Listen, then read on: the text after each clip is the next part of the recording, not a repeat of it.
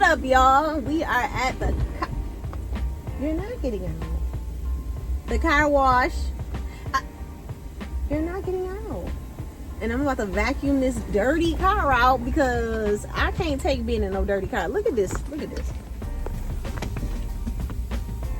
I know the fall is here, but I just feel like it's a bit intrusive. And I don't do well with intrusive dirt. So we're about to vacuum this thing out, all right? Hello.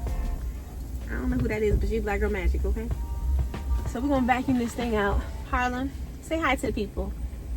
Say hi, I need a haircut, friends.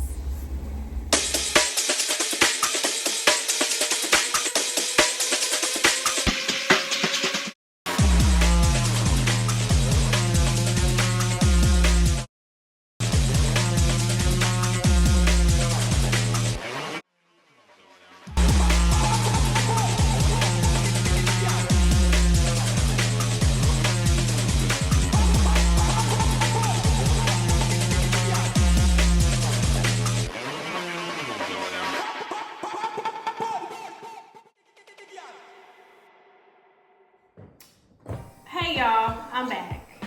Listen, I'm trying to understand why, first off, Trader Joe's is like Target. It's the place you go to buy one thing and you come out with like 85. But my 85 wasn't even 85 today. I mean, it might have been like 85 little things, but still, it wasn't that many. It wasn't 85. I don't understand why it was $72. $72. I barely bought anything. It's ridiculous. Ridiculous! And don't talk about me and don't say I need to have discipline, okay? Talk about your mama. What you say about my mama? Listen, I just don't understand. So I have this thing with baby's breath wear. I love them. And I feel like they just make everything look lighter and more beautiful. And I got me some hydrangeas. And I don't know what kind of flower this is. Is this hydrangea? Yeah, this is the hydrangea. And I got me some hydrangeas. I'm just gonna spruce the house up a little bit. I feel like a house that doesn't have plants or flowers in it just feels dead. Like you just need living things. Living things! That'll preach. Anyway, you just need living things in order for your house to feel like it's alive, okay? But I went to Trader Joe's just for this. Okay, I need somebody to see this. Can y'all see this? I need my camera to zoom in. Do y'all see this? It is there we go. It is the Suja celery juice. Let me tell y'all about this right here. So I have really, really, really bad allergies. Like bad. Like my nose, my eyes, I'm coughing, I'm sneezing, I can't breathe. I sound like 50 Cent. Go shorty, it's your birthday. And it just don't work. You know what I'm saying? And so I was looking for stuff to help me with my allergies. I don't know how I came across Lori Harvey. Now, Lori Harvey was saying, she drinks celery juice just for her body. It helps her to clean her body out. That's why she said she drinks it. And so I looked it up and realized that it helps allergies. And I was like, I'm gonna try it and see. Because usually when I read things, and it's not that it's not inaccurate information. It's just that sometimes what works for other people just doesn't work for my body. So I'm gonna try it. We'll see how it works. Girl. This stuff is serious. I take Zyrtec daily because my allergies are so bad. I have yet to find anything that helps my allergies this well. You're supposed to drink it as soon as you wake up in the morning, and you're not supposed to eat within 20 minutes so that it can do whatever it's supposed to do in your body. Yes, it does make you use the bathroom. Get pretty nasty. But above that, it literally clears out your system. It's like taking a maximized Claritin or a maximized Zyrtec D. And I get it from Trader Joe's because at Target they're like $4.39. At Trader Joe's they're $3. I'm just saying. On top of that, I got some, and this is why it was $72. It's ridiculous. I got a turmeric shot. I'm big on these, y'all. I'm big on health stuff, man. You gotta take care of your body. I got a cherry citrus shot for immunity. I got a ginger shot. Got a bunch of these things, y'all. And I got a pineapple shot, which is kind of like a probiotic. I'm kind of iffy with this kind of stuff. Like I'll go like a month with it and then go a month off. That's what we're trying to, we're not trying. That's what we're fixing. The only reason I'm on and off with it though is because a lot of times my life is so all over the place as far as like what I'm doing that it's hard to keep up with the regimen. And I know y'all like me because we talk about it all the time. We always talk about how everybody's trying to find balance. And so I'm forcing myself into a place of balance this time around. Boom! When I brought it up to the counter, the workers was like, I like how you did that there. That's really awesome. It's really, yeah, you just threw them all in. It's like, yay, you know, I gotta try to make it a little easier. All right, so that's that. I'm gonna get some work done today. I'll show you guys that. I'm gonna get some work done. And then on top of the work that I do today, I'm not sure that with y'all, but I'm gonna get myself together for the gym because we about to hit this 6-week challenge, all right? And in 6 weeks, you guys are gonna watch my body transform. Now, I might not be exactly where I wanna be in 6 weeks. I most likely won't be exactly where I wanna be in 6 weeks because my expectations for myself are very high. And I know that takes a journey. That stuff doesn't happen overnight. However, in 6 weeks, it's gonna be a change in this body. Yeah. With hard work and prayer, and dedication and prayer, and commitment and prayer, and discipline and prayer. See, I be talking about praying and such, but y'all don't do nothing. Oh! She preaching again. Testimony to everyone attached to me. I'm gonna put in this work, and in 6 weeks, you guys are gonna watch my body transform. And actually, y'all should join the 6-week challenge with me. Huh? I'll cook that up so we can do the 6-week challenge together. All right, I'm about to put these flowers together for my house. I'll show y'all when I get done. See you in a second.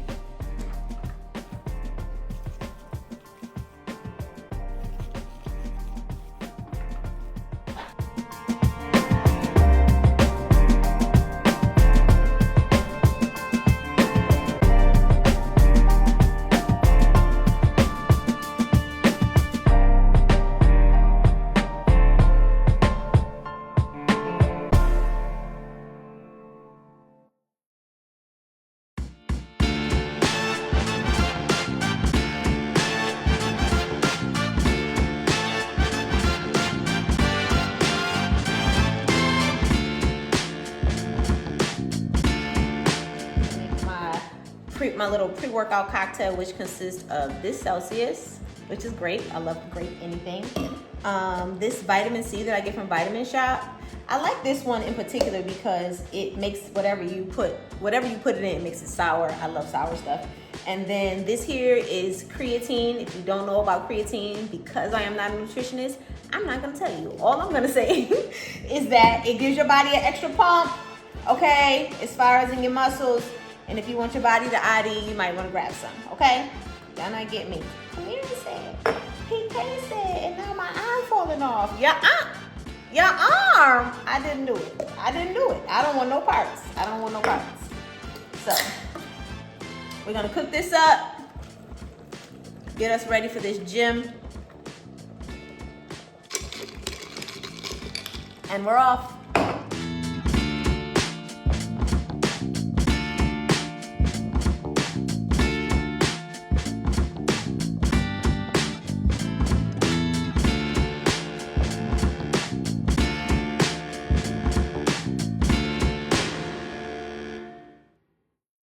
Say hi to your friends.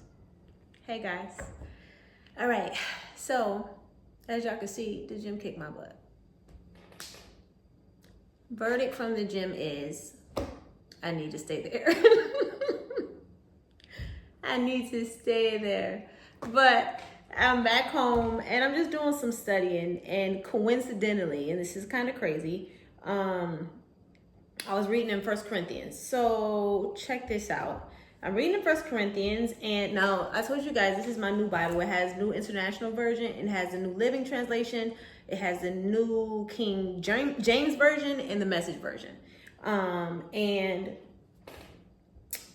me just read the scripture to you guys. So we got 1 Corinthians 9:27. I discipline my body like an athlete, training it to do what it should. Otherwise, I fear that after preaching to others, I myself might be disqualified. Let me read you the New King James Version, and then I'll read you the Message, which is my absolute favorite. All right, so the New King James is, but I discipline my body and bring it into subjection, lest when I have preached to others, I myself should be disqualified, right? Listen to, so let me read you 26 and 27 from the Message. I don't know about you, but I'm running hard for the finish line. I'm giving it everything I got. No lazy living for me. I'm staying alert and in top condition. I'm not going to get caught napping, telling everyone else about it and then missing out on it myself. Now, what Paul is talking about here is the need for self-discipline. And so when I read it, I was like, okay, Lord, speak to me. It just really goes along with everything we're talking about today in this vlog when it comes to our 6-week challenge. So let me tell you guys like the rules of our 6-week challenge, okay? So we're gonna start out with what's most important, which is seeking God. Now, anybody who knows me knows that I can talk to you about seeking God in your intimate time and in your secret place for the rest of my life. I probably will.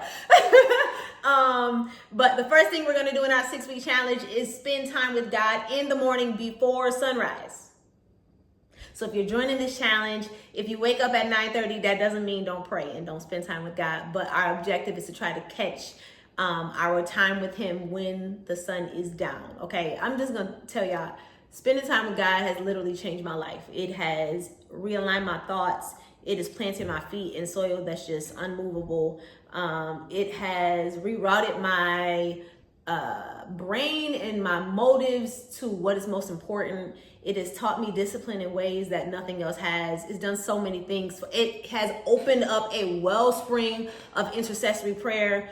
Most of the time when I'm up in the morning, most of the time when I'm up in the morning, I'm very rarely praying for myself. I'm typically always praying for somebody else. And so we're gonna start our mornings with intercession. Well, we're gonna start our mornings with time with God in the morning. So yeah, that's check one. Cha-ching. All right. Number 2, we're gonna stick to a diet. Now, I'm not gonna tell you guys what to eat. Again, I'm not a dietitian. I am not a nutritionist. I'm gonna eat clean. You figure out what clean is for you. There's enough YouTube channels on here. Find somebody that is licensed and can tell you what you need to eat according to your goals and what you want to do. Okay, that's number 2. Stick to a diet. Number 3, we are gonna do a 45-minute workout every day. Y'all can do it. I know y'all can do it. How say all this talking about eating made me hungry. She's over here grubbing, y'all. All right, so we're gonna do a 45-minute workout every single day. You cannot miss it. That's not Monday through Friday. That's Monday through Sunday. Bless the Lord. All right. Our 4th thing is going to be to dedicate a half hour to your own gifts and passions. Now, can I say that most of our gifts and passions die under the wellspring of having to just live life? And I don't even know if I should call that a wellspring. I'll say up under the dirty water of just having to live life. Sometimes having a 9-to-5 can demolish your dreams because you are trying to stay above water and keep your head above water and your kids above water and your life above water. And you're like, I don't have time to do, but I just personally don't believe that God gives us gifts and passions for us to abort them. And so if I could challenge you in this 6-week challenge to dig back into the things that you did when you were 7, 8, 9, 10, 17, 16, 25 that you threw away because now you feel like you have responsibilities and you don't have the time for them. Make the time for it. If I was your enemy, I would convince you that your gift was not important. I would convince you that your gift was not needed. I would make you abort all of your purpose in the earth. But because I'm not your enemy, I want to bring light to the fact that every one of your gifts and passions are God-given and they are needed. Somebody needs what you do. Somebody needs who you are. Nobody else can do what God is giving you to do. And so we need you. And so we need you to pour into that. I don't care what it is. I don't care if it's doing hair. I don't care if it's being a mechanic. I don't care if it is writing poetry, if it's painting, if it's playing an instrument, regardless what it is. Half hour dedicated to your passion. Okay, you never know what God will do in the light when you dedicate yourself in the dark. All right, so that's that. And then number 5, which is actually one of my favorites, and that is, and this is going to take a discipline, turn every single negative thought into a positive one. 6 weeks. And my prayer is after the 6 weeks, it'll turn into like the rest of your life, right? But, again, the enemy has a way of distracting us with the negative when the positive is right before us. Kind of like, and I thank God for the scripture of Paul when he said, be anxious for nothing, but in all things, through prayer and supplication, present your wants to God and give thanks, and the peace of God that surpasses all your understanding will sustain your heart and mind. And then verse 8 says, and think on these things. Whatever is true, whatever is noble, whatever is honorable, think on these things. And that's where we have to take our minds. We have to stop allowing our minds to be polluted by the dungeon and the dirt and the bad things in life when we're living in the good things in life. The mere proof of that is the fact that we're living. Somebody is not. And so we got to really take advantage of the fact that we're living, we have brains and limbs and minds and gifts and eyes and ears and hearts and stomachs and all of these beautiful things that the enemy wants to make us look past and lose a sense of gratefulness and complain or be sad or be depressed. Now, I get it. All of that stuff is very real. But what I do know is that this right here, there's nothing more living. And when you do what it says, there's nothing you can do but live. So, all right. I'm preaching to myself. And I'm about to get off of here and study because I got to preach a whole lot this month. But I will say, so our 6-week challenge. Number 1, half hour with God in the morning before sunrise. Number 2, stick to a diet. Number 3, 45-minute workout every single day. Number 4, I can't count. Dedicate a half hour of your day to your gifts, your passions, your abilities. And then number 5, turn every single solitary negative thought into a positive one. All right. Listen, we live in our lives like it's golden because they are. And so we're going to take this time and do what scripture says. That's 1 Corinthians 9:27. And we're going to discipline our bodies and discipline our minds and discipline ourselves so that we can be everything that God has called us to be and to do in the earth. All right. So if you made it to the end of this video, child, you just as crazy as me. I don't see how you did it. I don't see how you did it. I don't even understand. But I will say this again, as I told you guys before on this channel, we're going to do a lot of talking about God, a lot of talk about my crazy lifestyle.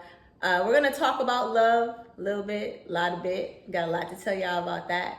And a whole lot of music. My prayer is that after watching any one of my videos, what you do is talk to God and listen. Talk to him and don't rush off the floor. Put your knees to the ground. Don't rush off the floor. Talk to him and listen. I'll see y'all next time. Everything else is empty. Everything else has an ending. Nobody else can satisfy. Everything else is empty.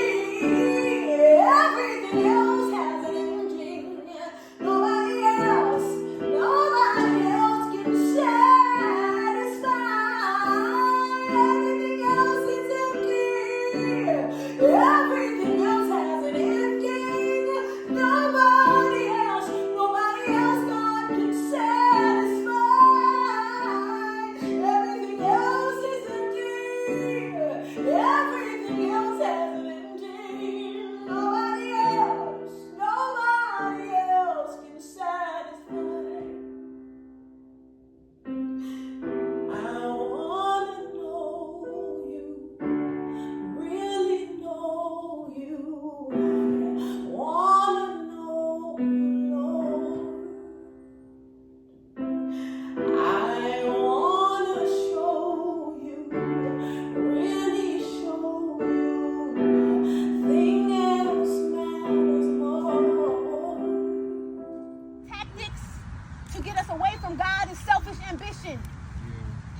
because nobody wants to not be successful.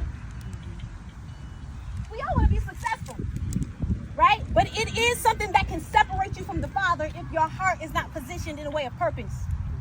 This is purpose, this is selfish ambition. The line between is so fine, sometimes you can't even see it. And the only way to stay aligned is to stay in his face.